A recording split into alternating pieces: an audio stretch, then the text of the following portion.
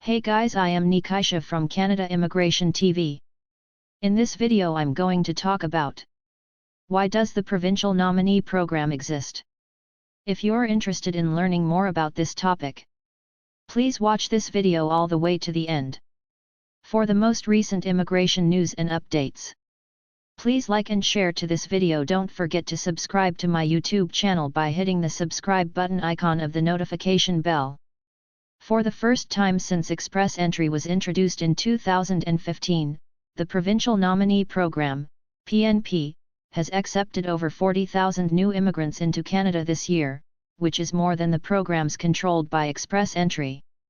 Canada's PNP, a method that is becoming more and more popular for obtaining permanent residence, PR, has a fascinating history that is important to understand in order to comprehend how the program functions, its priorities, and how you can use this information to improve your chances at immigration.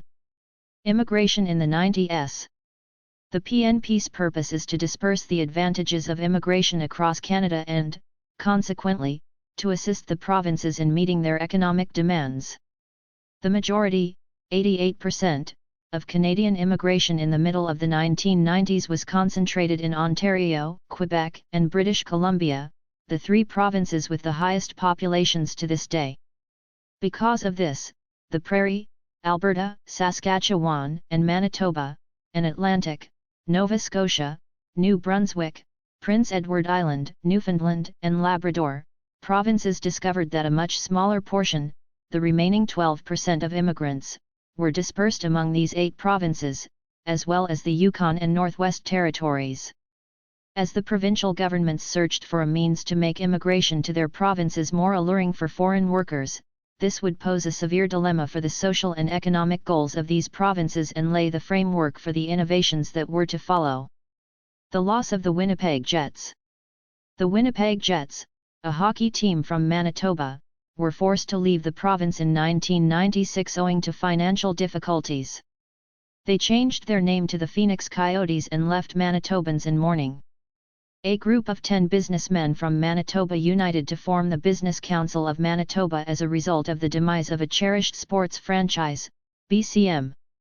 The organization was led by the Honourable Jim Carr, a current Member of Parliament who formerly held the positions of Minister of Natural Resources and later, Minister of International Trade Diversification. The Winnipeg Jets' departure wasn't the only thing that brought the BCM together.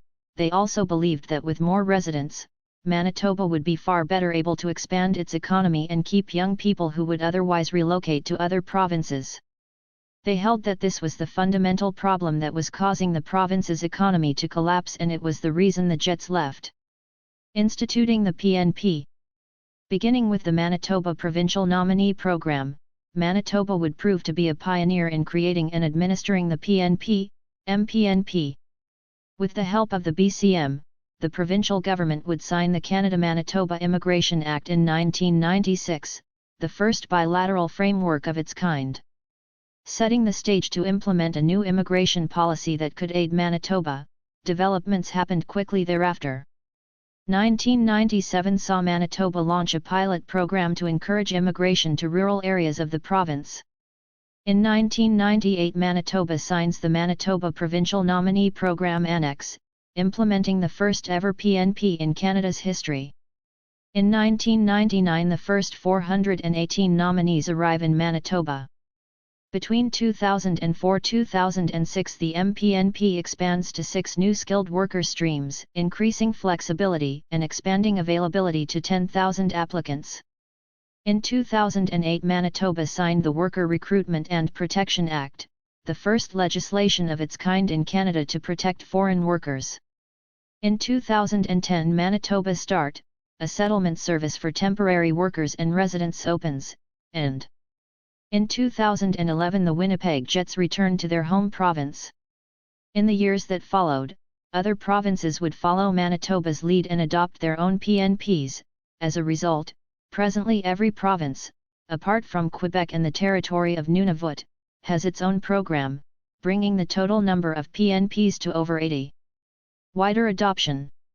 Following Manitoba's PNP's tremendous success, other governments sought to put similar programs in place to meet their own economic requirements.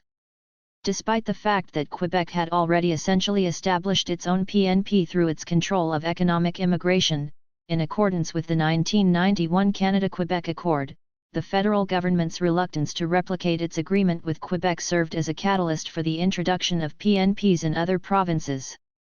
In 1998, British Columbia and Saskatchewan joined Manitoba in implementing the PNP.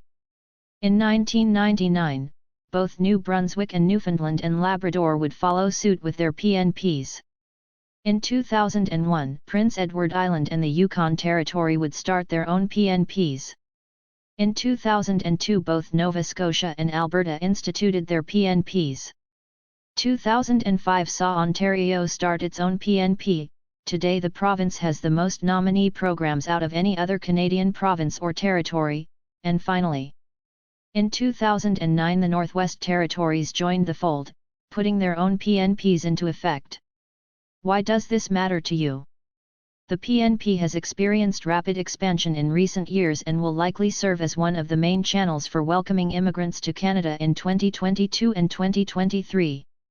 The PNP stream under which they would most likely qualify, as well as the provinces that would be in need of them, will likely be of great interest to immigrant seekers. The ideal way to position yourself and your application for prospective immigration sponsorship and even PR is to further study the economic objectives and labor conditions within the province you are considering moving to. The fact that Manitoba, and other provinces, with some highlighted exceptions, would handle their economic needs through PNPs and economic immigration streams, doing so in accordance with their labor market realities and requirements, might be useful to applicants. Don't forget to click on that notifications bell icon. See you soon in next new immigration update.